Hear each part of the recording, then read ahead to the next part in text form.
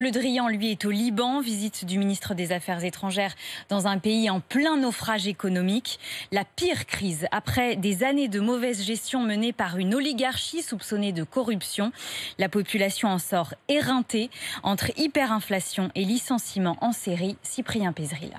Une vie quotidienne de plus en plus précaire, l'électricité disponible à peine 4 heures par jour et un pouvoir d'achat qui fond. On est hyper énervé, hyper énervé. Mohamed, 25 ans, vit avec sa mère et sa sœur. Chaque dépense est désormais réfléchie. C'est très difficile, c'est très dur. On n'achète que les produits nécessaires. Et par exemple, un kilo de tomates était 2000 livres libanais. Maintenant, c'est en 4000. Soit un kilo de tomates à plus de 2,50 € aujourd'hui. Et depuis 2 ans, Mohamed cherche du travail sans succès. Alors pour ne pas être au chômage, il prolonge ses études. Toujours, on trouve des barrières qui se sont devant nous, devant notre futur.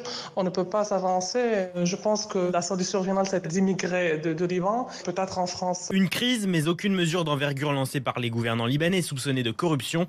Et c'est toute l'économie qui est en train de s'effondrer, selon Karim El Moufti, enseignant-chercheur en sciences politiques à Beyrouth. Le système bancaire est cassé. Il ne soutient plus l'économie, il ne soutient plus les petites entreprises, il n'offre plus de facilité de paiement, il ne vous donne plus un crédit pour le logement ou pour votre voiture. Donc forcément, la consommation est réduite au minimum.